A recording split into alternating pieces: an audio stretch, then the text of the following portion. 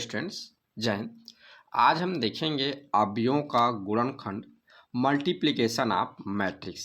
ठीक है, तो मैं आपको बता दूं, सब इसके पहले हमने अवयवों का जोड़ना एवं घटाना देख लिया है, addition of matrix and subtraction of matrix. ठीक है, तो आज का हमारा टॉपिक है अवयवों का गुणनफल करना, मल्टीप्लिकेशन ऑफ मैट्रिक्स। ठीक है, तो हमको क्या है, दो मैट्रिक्स दिया हुआ है।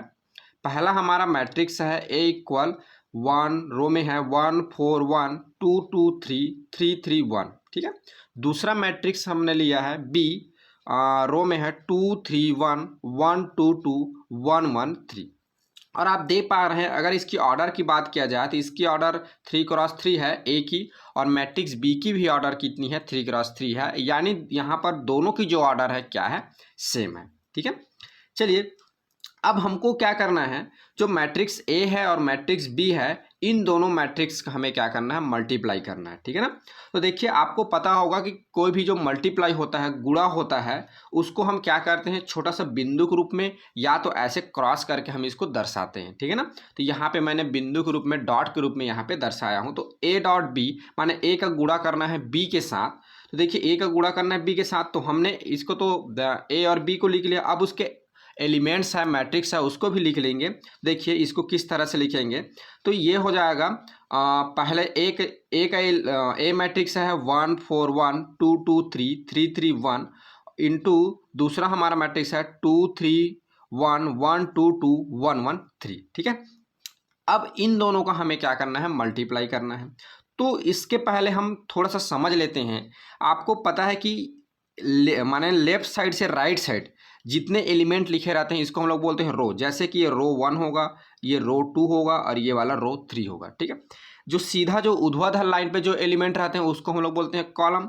ये कॉलम 1 होगा, ये कॉलम 2 होगा, ये कॉलम 3 होगा। इसी प्रकार भी इसमें रो 1 रो 2 रो 3, कॉलम 1 कॉलम 2 कॉलम 3। ठीक है, तो आपको यहाँ पर पहले मैं बता दूं कि कोई भी मैट्रिक्स है, कोई भी अवयव है, उसका हम मल्टीप्लाई करते हैं तो आप एक फार्मूला याद रखेंगे कि पहले मैट्रिक्स के रो के माने पहले मैट्रिक्स के प्रत्येक रो के एलिमेंट का मल्टीप्लाई प्रत्येक दूसरे, ठीक है ना, दूसरे मैट्रिक्स के प्रत्येक कॉलम के साथ होता है।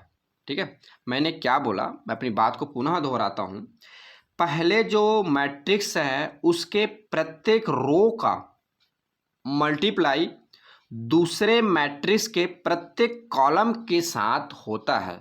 ठीक है, अब देखिए ये बात सुनने में आपको उटपुटांग लग रहा होगा, जब हम इसको मल्टीप्लाई करेंगे तब आपको समझ में आएगा।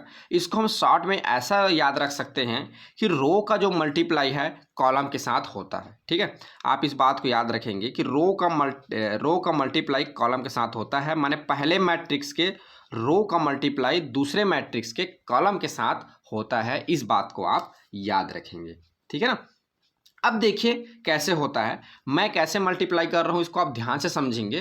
ठीक है, देखिए ये हमारा हो गया पहला रो। अब मैंने आपको बताया कि पहले रो का प्रत्येक एलिमेंट का मल्टीप्लाई दूसरे मैट्रिक्स के, माने पहले मैट्रिक्स के पहले रो का मल्टीप्लाई है दूसरे मैट्रिक्स के पहले कॉलम के साथ, प्रत्येक एलिमेंट के साथ होगा। ठीक है, जैसे देखिए 1 का, देखिए आप जब बनाएंगे कभी भी मैट्रिक्स, तो इस तरह से आप अपने हाथ को रख लेंगे, एक एलिमेंट यहाँ तो एक यहाँ पर, और आपको इसमें क्या करना है, ऐसे रो में चलना है और इसमें क्या करना है, कॉलम में चलना है और मल्टीप्लाई करना है। देखिए इस 1 का मल्टीप्लाई क्या होगा, इस 2 के साथ होगा, तो कितना हो जाएगा, 1 का मल्टीप्लाई 2 के साथ, तो ये हो जाएगा 2। ठीक है, फिर प्लस करेंगे इसका मल्टीप्लाई, ये इस एलिमेंट का मल्टीप्लाई, देखिए ये माने पहले रो और दूसरे कॉलम का जो एलिमेंट है, तो इसमें क्या होगा, पहले कॉलम और दूसरे रो का एलिमेंट के साथ होगा, तो ये वाला माने 4 का मल्टीप्लाई 1 के साथ होगा तो 4 हो जाएगा। फिर इस 1 का मल्टीप्लाई इसके साथ होगा तो क्या हो जाएगा, 1 का 1 हो जाएगा। ठीक है, ये और इसको यहाँ पे लिखेंगे। ठीक है, पहले रो को वाले को जितने भी पहले रो, ठीक है ना, पहले मैट्रिक्स के रो और दूसरे मैट्रिक्स जो कॉलम के साथ, पहले कॉलम के साथ जब मल्टीप्लाई करेंगे उसको यहाँ पर लिखेंगे। ठीक है ना, अब देखिए अब हमको क्या करना है, अब उसके बाद हम चलेंगे दूसरे रो और पहले कॉलम, ठीक है। तो यहाँ पर लिखेंगे उसको, देखिए रो क्या रहेगा, दूसरा रहेगा, और कॉलम हमारा क्या रहेगा, पहला रहेगा। तो उसको हम क्या करेंगे, यहाँ पे लिखेंगे, ठीक है। सॉरी मैं एक चीज़ यहाँ पे गलती कर रहा हूँ। देखिए याद रखेंगे, पहले क्या किए, पहले रो का मल्टीप्लाई पहले इसके कॉलम के साथ किए, अब पहले रो का मल्टीप्लाई दूसरे कॉलम के साथ करना है, उसको यहाँ पे लिखना है, ठीक है ना। पहले रो का मल्टीप्लाई क्या करना है, दूसरे कॉलम के साथ करना है। तो देखिए यहाँ पे 1 का मल्टीप्लाई 3 के साथ होगा तो ये हो जाएगा 3, फिर 4 का मल्टीप्लाई 2 के साथ हो जाएगा तो ये हो जाएगा 8, 1 का मल्टीप्लाई फिर 1 के साथ होगा तो क्या हो जाएगा, ये 1, ठीक है ना। माने इसका मल्टीप्लाई एक बार इसके साथ, फिर इसका मल्टीप्लाई करके इसके साथ, फिर प्लस करके इसका मल्टीप्लाई इसके साथ, ठीक है ना। देखिए पहले रो और दूसरे कॉलम, तो यहाँ पर भी उसी जगह पे आएगा। देखिए पहले रो और दूसरे कॉलम, देखेंगे आगे जब ऐड होगा तो। देखिए अब क्या है, पहला रो तीसरा कॉलम का मल्टीप्लाई करेंगे, ठीक है, पहला रो का और तीसरा कॉलम। देखिए तो 1 का मल्टीप्लाई 1 के साथ 1, फिर प्लस 4 का मल्टीप्लाई 2 के साथ तो 8, फिर 1 का मल्टीप्लाई 3 के साथ तो क्या हो जाएगा 3, ठीक है। ये पहले रो का पहले कॉलम के साथ किए, यहाँ पर लिखे, पहले रो का दूसरे कॉलम के साथ किए, यहाँ पर लिखे, पहले रो का तीसरे कॉलम के साथ किए, यहाँ पर लिखे, ठीक है। अब इसको ऐसा भी याद रख सकते हैं, देखिए ये क्या है, पहला रो है और पहला कॉलम है तो यहाँ पर रखेंगे, या ये क्या है, पहला रो और दूसरा कॉलम के साथ, तो यहाँ पर उसके मल्टीप्लाई करके यहाँ पर लिखेंगे प्लस के साथ, और पहला रो और तीसरे कॉलम का हम लोग यहाँ पर लिखेंगे, क्योंकि इस जगह क्या है, पहले रो और तीसरा कॉलम का ये जगह, ठीक है। अब देखिए दूसरा रो और पहले कॉलम का मल्टीप्लाई करेंगे, दूसरे रो और पहले कॉलम। तो चलिए बारी बारी से करिए, एक एक एलिमेंट का एक एक के साथ होगा ना, इसका मल्टीप्लाई इसके साथ होगा, 2 का 2 के मल्टीप्लाई तो 4, 2 का 1 के साथ मल्टीप्लाई तो 2 आ जाएगा, फिर प्लस 3 का 1 के साथ मल्टीप्लाई तो कितना हो जाएगा, 3 हो जाएगा। अपने हाथों को आप ऐसे ऐसे चला सकते हैं, ठीक है। देखिए मैं करके बता रहा हूँ, 2 का आप देखिए दूसरा रो और दूसरा कॉलम, तो यहाँ पर लिखेंगे उसको 2 का मल्टीप्लाई 3 के साथ, तो ये कितना हो जाएगा, 3 दूनी 6, ठीक है। फिर 2 का मल्टीप्लाई इस 2 के साथ होगा, 2 दूनी कितना हो जाएगा 4, फिर देखिए यहाँ पर आ गए, इस 3 का मल्टीप्लाई 1 के साथ होगा तो कितना हो जाएगा 3, ठीक है। अब देखिए, अब दूसरे रो और तीसरे कॉलम, तो दूसरे रो और तीसरे कॉलम को 2 का मल्टीप्लाई 1 के साथ तो ये हो जाएगा 2, फिर 2 का मल्टीप्लाई इस 2 के साथ तो 4, और 2 और 3 का मल्टीप्लाई इस 3 के साथ तो क्या हो जाएगा 9। देखिए 2 का मल्टीप्लाई 1 के साथ 2 आ गया, 2 का मल्टीप्लाई इस 2 के साथ 4 आ गया, 3 का मल्टीप्लाई इस 3 के साथ कितना आ गया 9 आ गया, ठीक है। आगे देखिए, ये तीसरे रो का और पहले कॉलम के साथ मल्टीप्लाई, तो देखिए 3 का मल्टीप्लाई 2 के साथ तो हो जाएगा 6, इस 3 का मल्टीप्लाई 1 के साथ तो ये हो जाएगा 3, इस 1 का मल्टीप्लाई 1 के साथ तो ये हो जाएगा 1, ठीक है। अब देखिए इसमें का तीसरा रो और इसमें का तीसरा दूसरा कॉलम लेना है, तो ये 3 का मल्टीप्लाई 3 के साथ तो हो जाएगा 9, 3 का मल्टीप्लाई 2 के साथ तो ये हो जाएगा 6, 1 का मल्टीप्लाई 1 के साथ होगा तो ये हो जाएगा 1, ठीक है। अब देखिए तीसरा रो तीसरा कॉलम, इस 3 का मल्टीप्लाई इस 1 के साथ तो ये हो जाएगा 3, इस 3 का मल्टीप्लाई इस 2 के साथ तो ये हो जाएगा 6, इस 1 का मल्टीप्लाई इस 3 के साथ तो ये हो जाएगा 3, ठीक है। ये ऐसे क्या करना है, प्रत्येक रो का मल्टीप्लाई प्रत्येक कॉलम के साथ, और प्रत्येक रो के प्रत्येक एलिमेंट का मल्टीप्लाई प्रत्येक कॉलम के प्रत्येक एलिमेंट के साथ हमको क्या करना है, बारी बारी से करना है, और प्लस करके उसको इस तरह से लिख देना है, ठीक है। अब इसके बाद इसको जोड़ के यहाँ पे लिखना है नीचे, ये देखिए ये बॉक्स में भरना है। देखिए तो आगे हो जाएगा, देखिए 2 4 6 हो गया और एक हो गया अपना 7, ठीक है। जोड़ देते हैं, 3 3 8 11 और एक हो जाएगा आपका 12, ठीक है। 8 1 9 और 9 3 आपका हो जाएगा 12, ठीक है। 4 2 6 6 3 9 हो जाएगा, ठीक है। 6 4 10 3 13 हो जाएगा, ठीक है। 2 4 6 और 6 में 9 जोड़ेंगे तो ये हो जाएगा आपका 15, ठीक है। 6 3 9 और एक हो गया आपका 10, और 9 और एक 10 और 6 कितना हो जाएगा 16, और 3 9 हो गया, और 9 6 कितना हो जाएगा 12। ये देखिए, तो यहाँ पर आपका ए का मल्टीप्लाई, ए मैट्रिक्स का मल्टीप्लाई जब बी मैट्रिक्स साथ करेंगे तो आपको नया मैट्रिक्स मिलेगा। क्या मैट्रिक्स बन जाएगा, 7 12 12 9 13 15 10 16 12, और इसकी जो ऑर्डर होगी ये होगी 3x3 का, क्योंकि देख पा रहे हैं इसमें रो 1 रो 2 रो 3 3 रो है, कॉलम 1 कॉलम 2 कॉलम 3 कॉलम है इसमें, यानी इसकी जो ऑर्डर होगी क्या हो जाएगी 3x3 हो जाएगी, ठीक है। आपने यहाँ पर तो समझ लिया कि कैसे हम मल्टीप्लाई करते हैं। चलिए और कुछ एग्जांपल्स लेते हैं और एग्जांपल से और समझते हैं कि कैसे हम दिए गए मैट्रिक्स का मल्टीप्लाई करते हैं। ठीक है, आप ये याद रखेंगे कि पहले मैट्रिक्स का रो का मल्टीप्लाई दूसरे मैट्रिक्स के कॉलम के साथ होता है। ठीक है, ये फार्मूला आप याद रखेंगे तो आपको गुणा करने में आसानी होगी। ठीक है, चलिए एक और मैंने एग्जांपल लिया है। पहले एग्जांपल तो मेरा क्या था, जिसमें ऑर्डर सेम था मेरा, आप देख पा रहे हैं इसकी ऑर्डर भी 3x3 है, इसकी ऑर्डर भी 3x3 है। अब दूसरा हम मैट्रिक्स लेंगे, उसमें ऑर्डर जो उसकी जो क्रम होगी वह क्या होगा, असमान होगा। पहले हमने देखा कि दो मैट्रिक्स दिए हुए हैं जिसकी ऑर्डर क्या था, सेम था। अब हम ऐसा मैट्रिक्स लेंगे जिसकी ऑर्डर सेम नहीं रहेगा। पहले मैट्रिक्स की ऑर्डर कुछ और रहेगा और दूसरे मैट्रिक्स की ऑर्डर कुछ और रहेगा, लेकिन सेम नहीं रहेगा। ठीक है, देखिए एक मैंने एग्जाम्पल तौर पर एक मैट्रिक्स लिया है जिसकी एलिमेंट है रो पर 1 2 3 3 1 1 4 2 3। दूसरा एक मैट्रिक्स लिया है मैंने जिसकी एलिमेंट है रो पर 1 2 3 2 1 1। और पहले मैट्रिक्स जो ऑर्डर है ये 3x3 और दूसरे मैट्रिक्स की ऑर्डर है, देखिए रो 1 रो 2 रो 3, 3 रो है और कॉलम कितनी है 1 और 2, यानी 3x2। ठीक है, आपको पता है कभी भी हम ऑर्डर लिखते हैं तो पहले रो को लिखते हैं, उसके बाद हम क्या करते हैं, कॉलम को लिखते हैं। ठीक है, तो देखिए अगर ऑर्डर असमान रहे, अगर कभी भी हमको दो मैट्रिक्स दिया हुआ है और इन दोनों मैट्रिक्स का मल्टीप्लाई करना है आपस में और इसकी ऑर्डर असमान रहे, तो उसके लिए हम एक सूत्र याद रखेंगे, एक फार्मूला याद रखेंगे, एक नियम याद रखेंगे। वह नियम कौन सा है कि मान लिया जाए पहले मैट्रिक्स जो है, एक कोई मैट्रिक्स दिया हुआ है जिसकी ऑर्डर है हमारा m×n है, और एक और मैट्रिक्स दिया हुआ है b जिसकी ऑर्डर है n×p है। ठीक है, तो पहले मैट्रिक्स में कॉलम की संख्या दूसरे मैट्रिक्स की रो की संख्या के बराबर हो।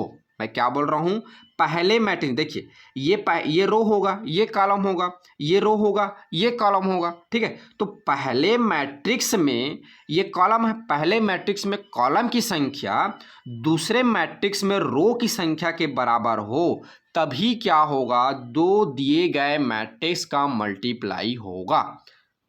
मेरी बात को समझना, अगर ए और बी दो मैट्रिक्स दिए हुए हैं जिसकी ऑर्डर हमारा क्या है, असमान है, ठीक है, अलग अलग है, तो उसके लिए क्या रहेगा, पहले मैट्रिक्स में कॉलम की संख्या और दूसरे मैट्रिक्स में रो की संख्या, पहले में कॉलम और दूसरे में रो की संख्या अगर बराबर रहे तभी क्या होगा, उस मैट्रिक्स का मल्टीप्लाई होगा। ठीक है, और मल्टीप्लाई होगा तो जो हमको उत्तर में आंसर में जो मैट्रिक्स मिलेगा उसकी ऑर्डर क्या होगी, पहले मैट्रिक्स की रो की संख्या और दूसरे मैट्रिक्स की कॉलम की संख्या के बराबर मिलेगा। यानी जो हमारा आंसर जो होगा, जो हमारा मल्टीप्लाई जो मैट्रिक्स होगा उसकी ऑर्डर क्या हो जाएगी, m×p हो जाएगा। पुनः मैं अपनी बात को दोहराता हूं, अगर आपको दो मैट्रिक्स दिए हुए हैं जिनकी ऑर्डर असमान है और उसकी मल्टीप्लाई करना है, तो आप सबसे पहले चेक करेंगे पहले मैट्रिक्स की कॉलम की संख्या और दूसरे मैट्रिक्स की रो की संख्या बराबर है कि नहीं।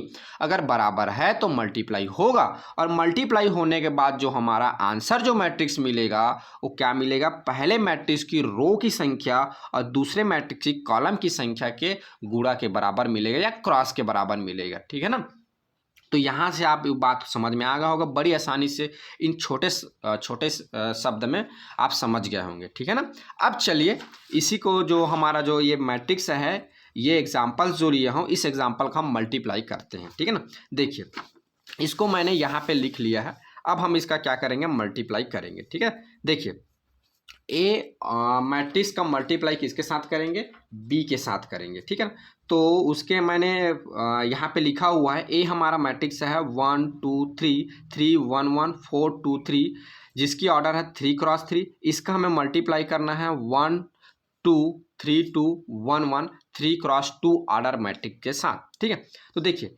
ये अब हमको पता है कि कोई भी मैट्रिक्स दिया हुआ है तो हमको याद रखना है कि पहले मैट्रिक्स की रो का मल्टीप्लाई दूसरे मैट्रिक्स के कॉलम के साथ करते हैं। ठीक है, तो चलिए करते हैं। देखिए तो यहाँ पे देखिए ये क्या है, पहला रो, देखिए आप इस बात को याद रखेंगे, जिस रो जिस कॉलम को लेंगे यहाँ पर भी उसी रो उसी कॉलम में उसके आंसर को लिखना है। ठीक है, देखिए पहले रो और पहले कॉलम, तो यहाँ पर लिखाएगा पहले रो और पहले कॉलम में। चलिए, तो 1 का मल्टीप्लाई जब 1 के साथ होगा तो क्या हो जाएगा, ये 1 हो जाएगा। फिर प्लस दूसरे 2 का मल्टीप्लाई इस 3 के साथ होगा तो ये हो जाएगा कितना, 6। 3 का मल्टीप्लाई इसके साथ होगा तो कितना हो जाएगा, 3। ठीक है, अब देखिए पहला रो अब दूसरा कॉलम, तो यहाँ पर आएगा, ये पहला रो ही है और दूसरा कॉलम है। देखिए 1 का मल्टीप्लाई इस 2 के साथ होगा तो ये हो जाएगा 2, फिर प्लस इस 2 का मल्टीप्लाई इस 2 के साथ होगा तो 4, इस 3 का मल्टीप्लाई 1 के साथ होगा तो कितना हो जाएगा, 3। अब देखिए, अब यहाँ पर अब आगे नहीं है, अब इसमें आते हैं, तो ये क्या है, दूसरा रो और इस पहले कॉलम, तो यहाँ पे आ जाएगा दूसरा रो होगा और कॉलम क्या होगा, पहला होगा। तो यहाँ पे लिखेंगे, यहाँ पर अब इसको क्लोज कर दीजिए। तो दूसरा रो पहला कॉलम, देखिए 3 का मल्टीप्लाई 3 के साथ तो ये हो जाएगा 3, प्लस 1 का मल्टीप्लाई 3 के साथ तो ये हो जाएगा 3, फिर प्लस 1 का मल्टीप्लाई 1 के साथ तो ये हो जाएगा 1। ठीक, अब देखिए इस 3 का मल्टीप्लाई 2 के साथ, अब देखिए दूसरा रो दूसरा कॉलम, तो यहाँ पे दूसरा रो ये दूसरा कॉलम आ जाएगा। 3 का मल्टीप्लाई 3 के साथ तो ये हो जाएगा 6, सॉरी 3 का मल्टीप्लाई 2 के साथ तो 6, और 1 का मल्टीप्लाई 2 के साथ तो ये हो जाएगा 2, और इस 1 का मल्टीप्लाई इस 1 के साथ तो कितना आ जाएगा, 1। ठीक है, अब देखिए तीसरा रो पहला कॉलम, तो यहाँ पे आएगा तीसरा रो पहला कॉलम। तो चलिए 4 का मल्टीप्लाई 1 के साथ तो ये हो जाएगा 4, 2 का मल्टीप्लाई 3 के साथ तो ये हो जाएगा 6, इस 3 का मल्टीप्लाई 1 के साथ तो ये हो जाएगा 3। तीसरा रो दूसरा कॉलम, तो तीसरा रो दूसरा कॉलम, देखिए 4 का मल्टीप्लाई 4 के साथ तो ये हो जाएगा 8, 2 का मल्टीप्लाई 2 के साथ तो ये हो जाएगा 4, इस 3 का मल्टीप्लाई इस 3 के साथ हो जाएगा तो ये हो जाएगा 3। ठीक है, अब आगे इसको ऐड करके हम लिख देते हैं। तो जब ऐड करेंगे देखिए तो 1 + 6, ठीक है, माने 6 3 9 और एक कितना हो जाएगा 10, 3 दूनी 3 3 6 हो जाएगा और एक हो जाएगा 7। ठीक है, 6 4 10, 10 3 13, इसमें जोड़ देंगे तो ये हो जाएगा 4 2 कितना हो गया 6, और 6 3 9, 6 2 8 और एक कितना हो जाएगा 9। ठीक है, 8 4 12, 12 में 3 जोड़ देंगे तो ये हो जाएगा 15।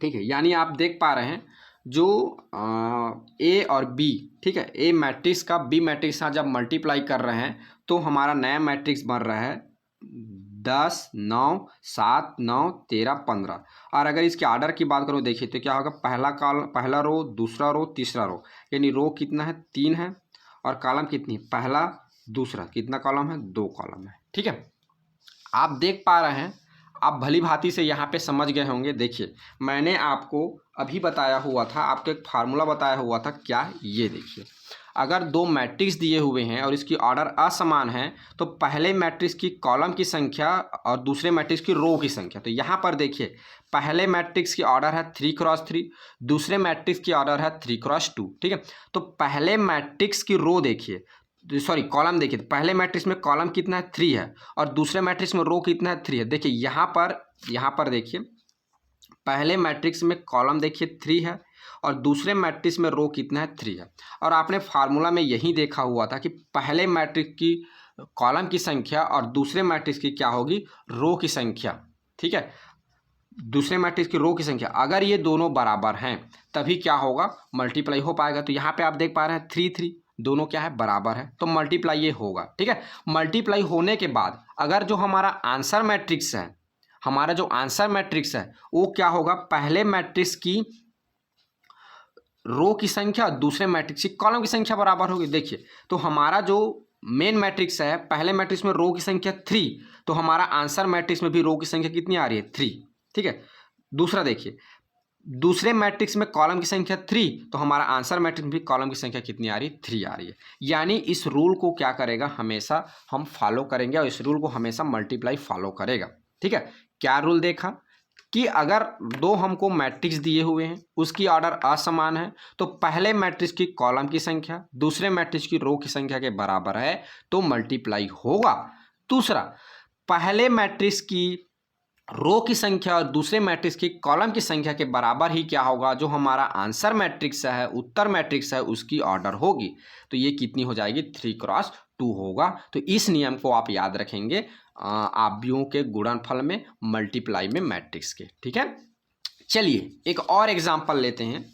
हमारा नेक्स्ट एग्जाम्पल है, आप देख पा रहे हैं, ये है बी, एक मैट्रिक्स बी मैंने लिया है, ठीक है, जिसकी रो में लिखा 1 1 2 2 3 5, जिसकी ऑर्डर है 3x2, और सी हमारा जो दूसरा मैट्रिक्स है इसकी ऑर्डर है रो में है, रो में 1 2 3 4 1 2 3 2 1, इसकी जो ऑर्डर है 3x3 की है, ठीक है।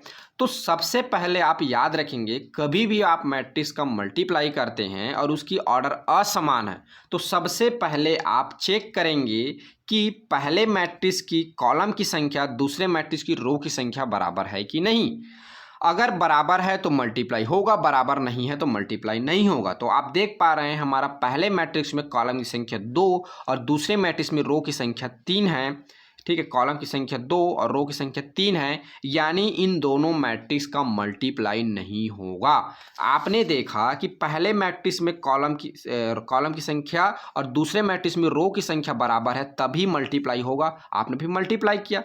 हमारा नियम बोलता है कि पहले मैट्रिक्स में कॉलम की संख्या और दूसरे मैट्रिक्स में रो की संख्या अगर बराबर ना हो तो मल्टीप्लाई नहीं होगा। तो ये वाला दो जो मैट्रिक्स दिए हुए हैं ये आपस में मल्टीप्लाई नहीं होगा। क्यों नहीं होगा हम आगे देखेंगे, पहले नियम को समझिए, ठीक है। तो ये तो मल्टीप्लाई नहीं होगा, हमको पता चल गया। अब फिर भी हम मल्टीप्लाई करके देखते हैं कि मल्टीप्लाई करने पे हमको समस्या क्या आती है। तो जब समस्या आएगी तो आपको समझ में आ जाएगा कि हम मल्टीप्लाई नहीं कर सकते, ठीक है। देखिए, तो मैंने मैट्रिक्स बी और मैट्रिक्स सी के एलिमेंट को मैंने यहाँ पे लिख दिया हुआ है, ठीक। अब हमें इसका क्या करना है, मल्टीप्लाई करना है। तो आपको पता है कि प्रत्येक रो के प्रत्येक एलिमेंट का मल्टीप्लाई दूसरे मैट्रिक्स के प्रत्येक कॉलम के प्रत्येक एलिमेंट के साथ होता है और प्लस करके उसको हम लिखते हैं। देखिए, तो ये हमारा रो है तो इसमें ऐसा चलेंगे और ये हमारा कॉलम है तो इसमें ऐसा चलेंगे, ठीक है। देखिए, तो ये क्या होगा, पहले रो और पहले कॉलम का मल्टीप्लाई होगा, उसको यहाँ पर लिखेंगे। देखिए, तो पहले रो में पहला एलिमेंट है 1 और इसमें 1, तो इसका मल्टीप्लाई क्या हो जाएगा 1। फिर दूसरे पहले रो और दूसरे कॉलम, तो इसका मल्टीप्लाई इसके साथ होगा, दूसरे रो पहले कॉलम के साथ, इस 1 का मल्टीप्लाई किसके साथ होगा, +4 के साथ होगा। अब देख पा रहे हैं, अब यहाँ आगे यहाँ पर एलिमेंट नहीं है, लेकिन यहाँ पर क्या हो जा रहा है, एक एलिमेंट बच जा रहा है, ठीक है। तो इसका मल्टीप्लाई किसके साथ करेंगे, तो मल्टीप्लाई किसी के साथ कर ही नहीं सकते। यहाँ पर क्या आंसर आएगा हमको पता ही नहीं, ठीक है। आगे अगर इसको करना चाहे, देखिए, पहले रो और दूसरे कॉलम के साथ, देखिए 2 का मल्टीप्लाई 2 के साथ, तो 1 का मल्टीप्लाई 2 के साथ 2 आएगा, 1 का मल्टीप्लाई 1 के साथ 1 आएगा। इधर एलिमेंट है नहीं तो यहाँ पर ये 2 बच जाएगा, तो यहाँ पे क्या लिखेंगे हमको पता ही नहीं। पहले रो का अगर तीसरे कॉलम के साथ देखते हैं, देखिए क्या हो जाएगा, 3 के साथ 1 का तो 3 आ जाएगा, 1 का 2 के साथ तो 2 आ जाएगा, लेकिन प्लस यहाँ पर एलिमेंट है नहीं और यहाँ पे 1 बच गया, तो इसका मल्टीप्लाई हम किसके साथ करें और हम यहाँ पे क्या लिखें। तो ये हमारे पास क्या हो जा रही है, एक समस्या खड़ी हो जा रही है, ठीक है, एक समस्या आ जा रहा है। तो अतः हम कह सकते हैं कि अगर पहले मैट्रिक्स की कॉलम की संख्या दूसरे मैट्रिक्स की रो की संख्या के बराबर ना हो तो उस मैट्रिक्स का हम मल्टीप्लाई नहीं कर सकते, उस मैट्रिक्स का हम गुणा नहीं कर सकते, ठीक है। उसी बात को मैं आगे इस शब्दों में लिखा हुआ हूँ, अगर प्रथम मैट्रिक्स की कॉलम की संख्या द्वितीय मैट्रिक्स की रो की संख्या के बराबर ना हो तो मैट्रिक्स का मल्टीप्लाई नहीं होता है, नहीं होगा, ठीक है। तो इस तरह से आपने अवयव का गुणनफल देखा, मल्टीप्लाई ऑफ मैट्रिक्स देखा, ठीक है। देखिए, हमने इसमें क्या क्या बातें सीखी, पुनः एक बार रिपीट कर लेते हैं। पहले देखिए, पहले हमने जो मैट्रिक्स दिया हुआ है, सबसे पहले हमने एग्जाम्पल लिया हुआ है, इस पे हमने क्या सीखा, तो इस पे हमने ये सीखा कि रो का मल्टीप्लाई हमको कॉलम के साथ करना है। रो का मल्टीप्लाई कॉलम के साथ कहने का मतलब रो के प्रत्येक एलिमेंट का मल्टीप्लाई दूसरे मैट्रिक्स के कॉलम के प्रत्येक एलिमेंट के साथ करना है और प्लस करके लिखना है।